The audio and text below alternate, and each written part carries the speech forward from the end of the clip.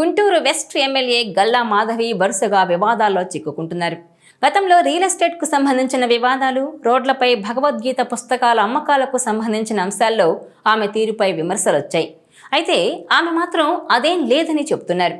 అయితే లేటెస్ట్గా గల్లా మాధవి భర్త కొందరి భూములను కబ్జా చేశారని, ఇతర రియల్ ఎస్టేట్ వ్యాపారులకు అనుమతులు రాకుండా అడ్డుకుంటున్నారని పెద్ద ఎత్తున ఆరోపణలు వస్తున్నాయి. గుంటూరు వెస్ట్ నియోజకవర్గంలో ఏ పని కావాలన్నా చేతులు తడపాల్సిందేనా, ఎవరు పని చేయించుకోవాలన్నా డబ్బులు ఇవ్వాల్సిందేనా అంటే టీడీపీ నాయకులే అవునని చెబుతున్నారు. ఇక్కడ కలెక్షన్ కింగులు పెరిగిపోయినట్టు గత 2 నెలలుగా పెద్ద ఎత్తున చర్చ అయితే సాగుతోంది. దీంతో ఆమెను కావాలనే టార్గెట్ చేస్తున్నారా, అసలు గుంటూరు వెస్ట్ టీడీపీలో ఏం జరుగుతోందన్నది ఇప్పుడు చర్చనీయాంశంగా మారింది.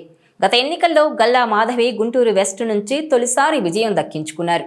కూటమి హవాలో ఉమ్మడి గుంటూరు జిల్లాలో ఏకైక మహిళా ఎమ్మెల్యేగా గ్రాండ్ విక్టరీ కొట్టారామె. ప్రత్యర్థి మాజీ మంత్రి విడుదల రజని అయినప్పటికీ ఆమెపై గెలిచి తన సత్తా చాటారు.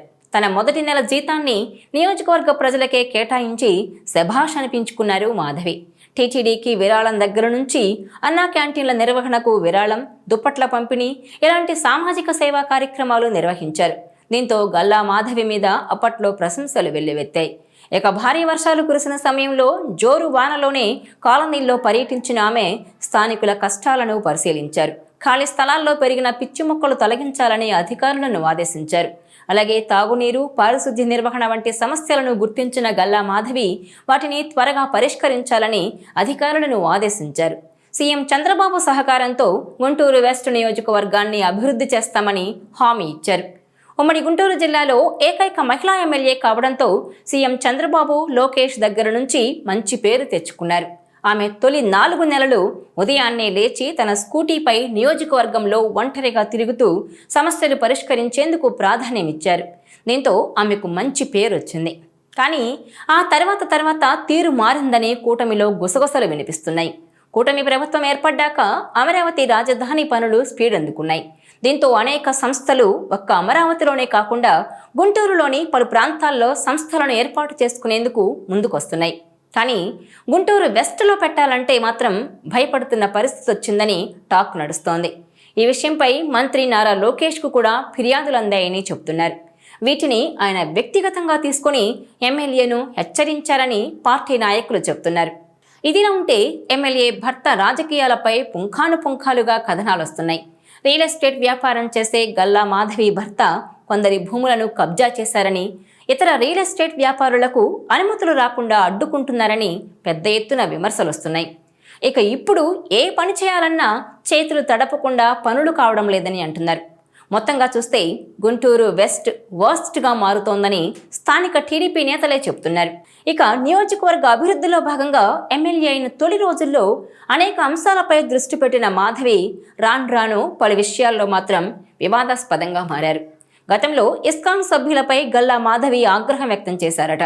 రోడ్లపై భగవద్గీత పుస్తకాలు అమ్మేందుకు ఎవరు పర్మిషన్ ఇచ్చారంటూ ప్రశ్నించడంతో ఇస్కాన్ సభ్యులు సైతం అదే రేంజ్లో బదిలిచ్చారని చెప్తారు.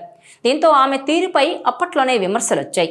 అయితే ఇస్కాన్ సంస్థ ప్రతినిధులతో కలిసి మీడియా సమావేశం ఏర్పాటు చేసిన ఆమె తాను భగవద్గీత పుస్తకాల విక్రయాన్ని అడ్డుకోలేదని స్పష్టం చేశారు.